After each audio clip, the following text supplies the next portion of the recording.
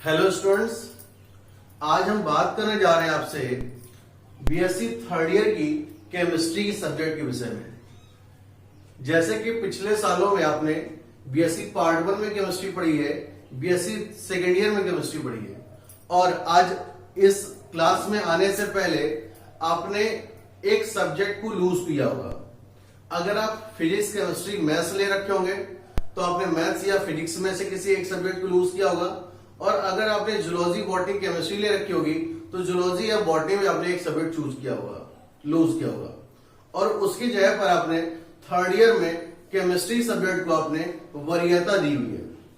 Chemistry subject को वरीयता देने का कारण क्या है आपका मुझे नहीं पता, लेकिन मैं एक कारण आपको बताना चाहता हूं कि केमिस्ट्री एक इंडस्ट्रियल सब्जेक्ट है और केमिस्ट्री अन्य सब्जेक्ट की अपेक्षा आपको जॉब्स प्रोवाइडिंग सब्जेक्ट ज्यादा बनता है, क्योंकि पूरी हम लोगों की लाइफ जो है वो ज्यादातर इंडस्ट्री पर ही डिपेंड करती है, और इंडस्ट्री पर डिपेंड होने के कारण अगर जितनी ज्यादा पॉपुलेशन होगी उसी हिसाब से इंडस्ट्री की ग्रोथ होगी, और अपने देश की पॉपुलेशन भी काफी अच्छी खासी है तो इंडस्ट्री भी काफी अच्छी ग्रोथ कर रही है। तो केमिस्ट्री सब्जेक्ट से पढ़ने वाले स्टूडेंट्स के लिए जॉब प्रोवाइड करने के लिए केमिस्ट्री एक अच्छा सिस्टम होता है, यह केमिस्ट्री एक अच्छा सब्जेक्ट है।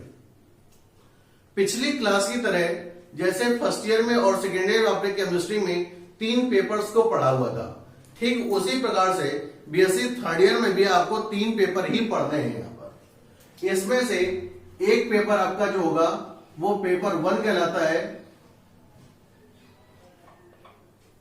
दूसरा पेपर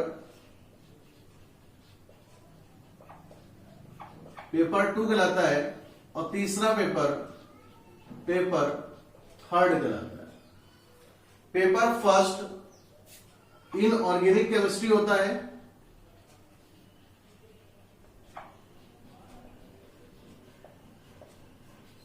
पेपर सेकेंड आपका ऑर्गेनिक केमिस्ट्री होता है, और पेपर थर्ड आपका फिजिकल केमिस्ट्री होता है।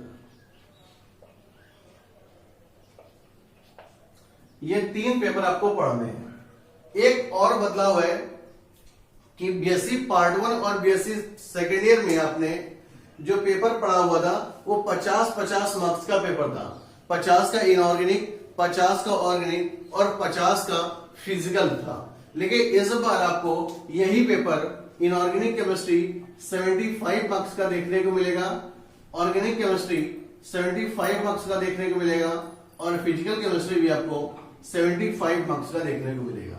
तो यानी कि 75 नंबर का इनऑर्गेनिक पेपर, 75 नंबर का आपका ऑर्गेनिक केमिस्ट्री का पेपर और 75 नंबर का ही फिजिकल केमिस्ट्री का पेपर, ये 3 पेपर आपको है। और चौथा आपका प्रैक्टिकल, और प्रैक्टिकल भी आपका 75 नंबर का हो जाता है। तो इस प्रकार से ये आपकी ओवरऑल केमिस्ट्री बेटा 300 मार्क्स की थर्ड ईयर में होती है।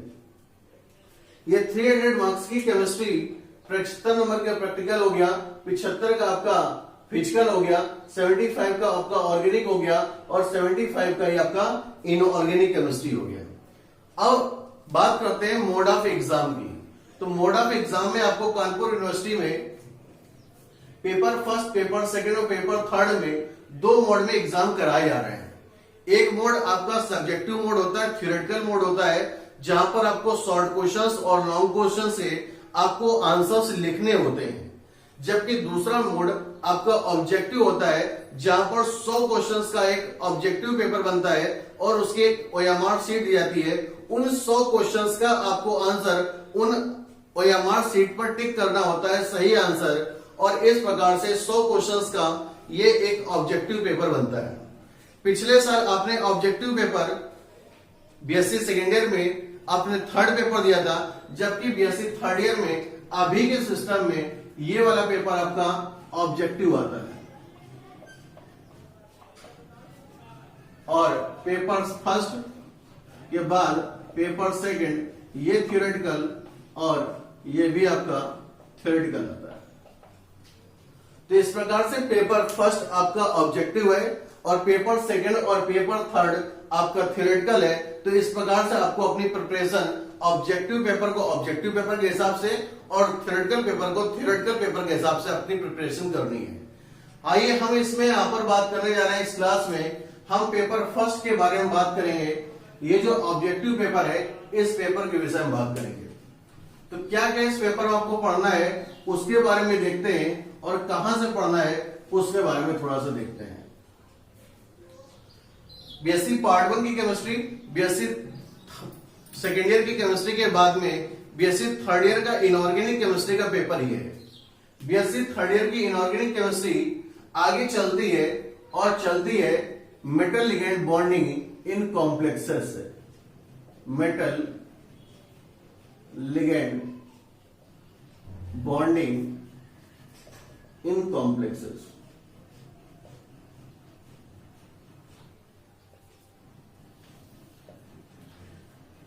कॉम्प्लेक्स किसको कहते हैं? पिछले साल की क्लास में आपको बताया गया कि कॉम्प्लेक्स क्या होते हैं।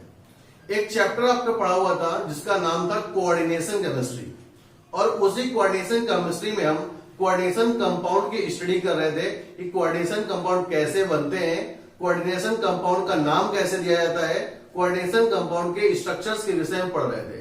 और उसी स्ट्रक्चर्स को आगे बढ़ाते हुए यहां पर भी वही चैप्टर पढ़ना है, metal ligand bonding in complexes. पिछले साल मेटल और लिगेंड की बॉन्डिंग को समझाने के लिए आपने एक थ्योरी पढ़ी थी जिसका नाम था वीबीटी थ्योरी या valence bond theory. Valence bond theory कुछ जगह पर फेल थी कि जैसे कॉम्प्लेक्सेस के कलर को बताने में असमर्थ थी या कॉम्प्लेक्सेस के कलर वो एक्सप्लेन नहीं कर पाती थी। तो कॉम्प्लेक्सेस के कलर को कैसे बताया जाए उसके बारे में यहां पर एक नई थ्योरी दी गई है, जिस थ्योरी का नाम है सीएफटी थ्योरी।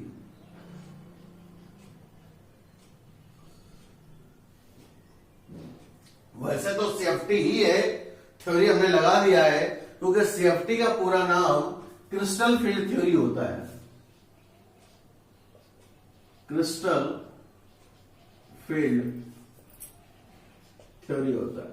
तो अगर हम ये वर्ड थ्योरी ना लिखें तो ज्यादा बेटर होगा, क्योंकि सीएफटी का मतलब ही क्रिस्टल फील्ड थ्योरी है। तो बीएससी थर्ड ईयर में मेटल लिगेंड बॉन्डिंग को समझाने के लिए क्रिस्टल फील्ड थ्योरी को पढ़ना है। और क्रिस्टल फील्ड थ्योरी की जरूरत क्यों पड़ी? क्योंकि वैलेंस बॉन्ड थ्योरी किसी भी कॉम्प्लेक्स के कलर को बताने में असमर्थ थी, इसलिए कलर को समझाने के लिए हमें सीएफटी थ्योरी की बात कर रहे हैं। अब सीएफटी थ्योरी किसने दी है इस बारे में बात करते हैं। तो सीएफटी थ्योरी का प्रतिपादन किया गया है हंस बेथी ने। हंस बेथी इन 1929। 1929 में हंस बेथी ने एक्सप्लेन्ड सीएफटी टू एक्सप्लेन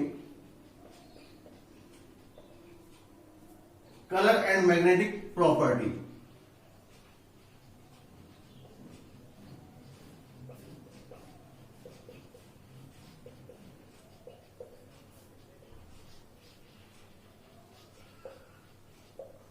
किसी भी कॉम्प्लेक्स के कलर को बताने के लिए या किसी भी कॉम्प्लेक्स की मैग्नेटिक प्रॉपर्टी को बताने के लिए हंस बेथी ने 1929 में सीएफटी थ्योरी को दी थी।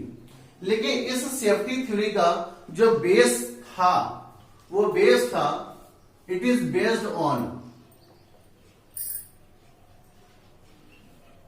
Electrostatic nature.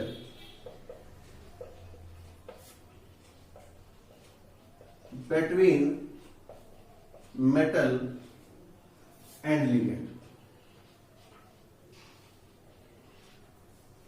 मेटल और लिगेंड की बॉन्डिंग की बात कर रहे हैं, तो मेटल और लिगेंड के बीच की जो बॉन्डिंग है वो सीएफटी में क्रिस्टल हंस बेथी ने माना है कि प्योरली इलेक्ट्रोस्टैटिक है।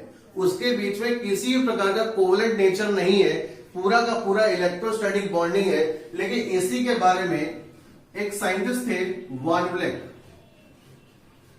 Von Vleck introduced some covalent nature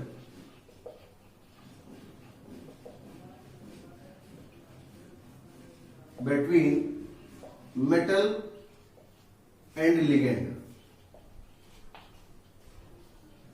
in complexes। Metal और लिगेंड के बीच में कॉम्प्लेक्स में कुछ कोवेलेंट कैरेक्टर भी होता है। ये वान ब्लैक ने बताया था इन 1935 में, जबकि हंस बेथी ने 1929 में सेफ्टी थ्योरी को दिया है कलर और मैग्नेटिक नेचर को बताने के लिए, और कहा है कि मेटल और लिगेंड के बीच में प्योरली इलेक्ट्रोस्टैटिक नेचर होता है, उसमें कोई भी कोवेलेंट नेचर नहीं होता है। लेकिन वान ब्लैक ने इसमें कहा कि नहीं भैया, इसमें इलेक्ट्रोस्टैटिक नेचर के साथ साथ कुछ मेटल और लिगेंड के बीच में कुछ कोवेलेंट कैरेक्टर भी होता है। इसलिए सेफ्टी थ्योरी का एक एडवांस फॉर्म बनता है, सेफ्टी थ्योरी का एक एडवांस फॉर्म बनता है जिसको बोलते हैं LFT या लिगेंड फील्ड थ्योरी, LFT या लिगेंड फील्ड थ्योरी। लेकिन यहां पर हम बात करने जा रहे हैं केवल CFT के बारे में। LFT के बारे में आप MSc पार्ट 1 की केमिस्ट्री में पढ़ेंगे कि LFT क्या होती है, और LFT को ये MOT भी बोलते हैं, मॉलिक्यूलर ऑर्बिटल थ्योरी भी बोलते हैं। वो आप MSc पार्ट 1 के सिलेबस में पढ़ेंगे। BSc थर्ड ईयर के सिलेबस में केवल और केवल आपको CFT पढ़ना है। तो मेन पॉइंट एक है कि CFT थ्योरी को किसने दिया था, तो हंस बेथी ने दिया था। CFT थ्योरी क्यों आई, क्योंकि कलर और मैग्नेटिक नेचर को बताने के लिए कॉम्प्लेक्सेस आई। इसका बेस क्या है, तो इसका बेस क्या है, इलेक्ट्रोस्टैटिक नेचर है। तो ये मेन पॉइंट है इस CFT के, और इसी CFT को हमें यहाँ पर बेटा देखना कि आगे कैसा होता है। तो कुछ साइलेंट फीचर की बात करते हैं।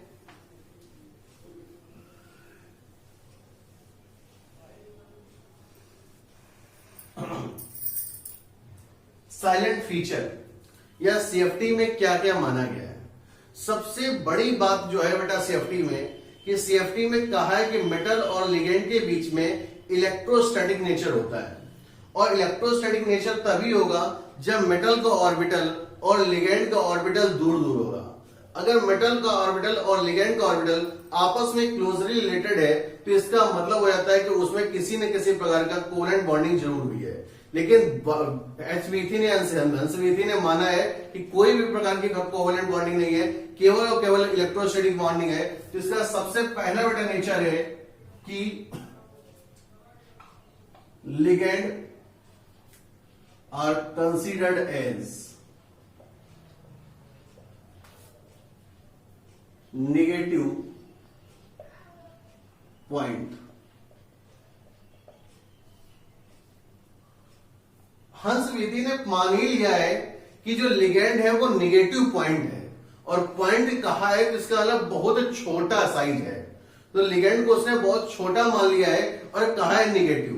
और आपको पता है कि लिगेंड दो प्रकार के होते हैं कॉमनली, एक नेगेटिवली चार्ज होते हैं और एक न्यूट्रल लिगेंड होते हैं। तो जब नेगेटिव होगा तो सीधे सीधे नेगेटिव है, लेकिन जो न्यूट्रल है तो डाइपोल होता है, एक पॉजिटिव पोल और दूसरा नेगेटिव पोल। यह कह सकते हैं कि एक मोर इलेक्ट्रोनेगेटिव, एक लेस इलेक्ट्रोनेगेटिव। तो जो लेस इलेक्ट्रोनेगेटिव होगा वो पॉजिटिव होगा, जो मोर इलेक्ट्रोनेगेटिव उसको नेगेटिव पॉइंट माना जाता है।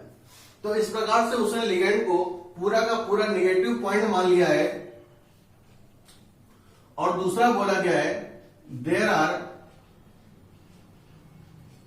Electrostatic nature between metal orbital and ligand। Metal orbital के बीच में और लिगेंड के बीच में किसी प्रकार की कोवेलेंट बॉन्डिंग नहीं है, इलेक्ट्रोस्टैटिक नेचर है या इलेक्ट्रोस्टैटिक बॉन्डिंग है। बेटा जब मेटल, अब थोड़ी सी कॉन्सेप्ट देखिए, मेटल के पास में generally S block, P block या S subshell, P subshell, D subshell होता है। लेकिन यहां पर हम बात करेंगे कि मेटल का जो D ऑर्बिटल होता है, क्योंकि बॉन्डिंग में D ऑर्बिटल इन्वॉल्व हो रहा है यहां पर, तो मेटल का जो D ऑर्बिटल होता है वो अलग अलग 5 ऑर्बिटल रखता है।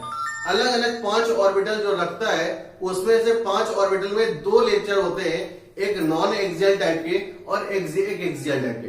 जब मेटल आइसोलेट अवस्था में होगा, मतलब मेटल के पास में कोई भी प्रकार का लिगेंड नहीं होगा, तो मेटल के वो 5 ऑर्बिटल डिजेनरेट स्टेट के होंगे, मतलब उन 5 ऑर्बिटल की एनर्जी एक समान होगी, एक समान होगी। लेकिन जैसे ही मेटल के पास चारों तरफ से कुछ लिगेंड आना शुरू होंगे, तो मेटल के 5 ऑर्बिटल चूंकि दो टाइप के हैं, एक एक्सियल टाइप का है और एक नॉन एक्सियल टाइप का है, दोनों अलग अलग प्रकार के इलेक्ट्रॉनिक स्टेट को या इलेक्ट्रॉनिक फीलिंग को प्रदर्शित करेंगे, जिसकी वजह से वो 5 ऑर्बिटल अपने दो सेट में अलग हो जाते हैं, या कह सकते हैं कि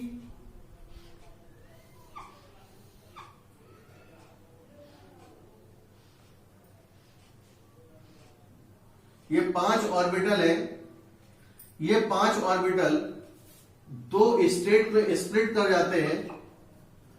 क्यों स्प्लिट कर जाते हैं? बताया है कि मेटल के 5 ऑर्बिटल डी वाले वो अलग अलग स्ट्रक्चर के होते हैं, जिसमें से एक टाइप होता है एक्सियल और दूसरा टाइप होता है नॉन एक्सियल। तो जब लिगेंड आते हैं तो लिगेंड के ऑर्बिटल एक्सियल के साथ में अलग रिलेशनशिप शो करते हैं और नॉन एक्सियल के साथ में अलग रिलेशनशिप शो करते हैं, या अलग रिपल्सन और अलग रिपल्सन शो करते हैं। तो दोनों टाइप के ऑर्बिटल अलग रिपल्सन शो करने के कारण दो लेग में टूट जाते हैं।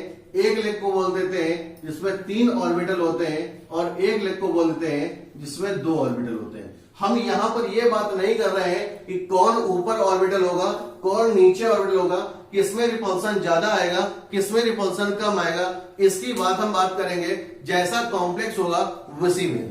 क्योंकि अभी हमने कॉम्प्लेक्स के टाइप के बारे में बात नहीं की है कि कॉम्प्लेक्स ऑक्टाहेड्रल है, कॉम्प्लेक्स टेट्राहेड्रल है, कॉम्प्लेक्स स्क्वायर प्लेनर है। हम केवल ऑल ओवर लिगेंड कॉम्प्लेक्सेस की बात कर रहे हैं कि कॉम्प्लेक्सेस के बनते समय कि लिगेंड के ऑर्बिटल जैसे ही मेटल के ऑर्बिटल के साथ में आते हैं तो मेटल के डी ऑर्बिटल लिगेंड के ऑर्बिटल के साथ में कुछ अलग अलग टाइप के रिपल्सन शो करते हैं। उस अलग अलग टाइप के रिपल्सन के कारण ये 5 डी ऑर्बिटल 2 लेवल में टूट जाते हैं। इनमें से एक लेवल T2G लेवल कहलाता है और एक लेवल EG लेवल कहलाता है। एक लेवल T2G लेवल होता है और एक लेवल EG लेवल होता है। इस प्रकार से मेटल के 5 ऑर्बिटल 3 अलग लेवल में और 2 अलग लेवल में टूट जाते हैं। 3 अलग लेवल को T2G बोलते हैं, 2 अलग लेवल को हम EG लेवल बोलते हैं। T2G को बोलते हैं ट्रिपली डिजेनरेट, जबकि EG को बोलते हैं डबली डिजेनरेट। तो ये CFT थ्योरी है बेटा, क्रिस्टल फील्ड थ्योरी, जिसको कि हंस बीथी ने दिया था 1929 में दिया था। क्यों दिया है? क्योंकि कॉम्प्लेक्सेस के कलर को और मैग्नेटिक नेचर को संभालना था या बताना था।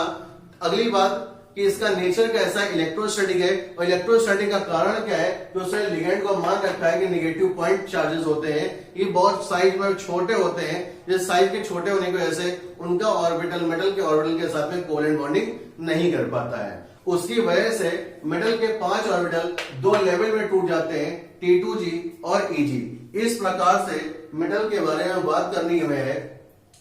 अब आगे हम लोग बात करेंगे, क्योंकि कॉम्प्लेक्स अलग अलग ज्योमेट्री के होते हैं।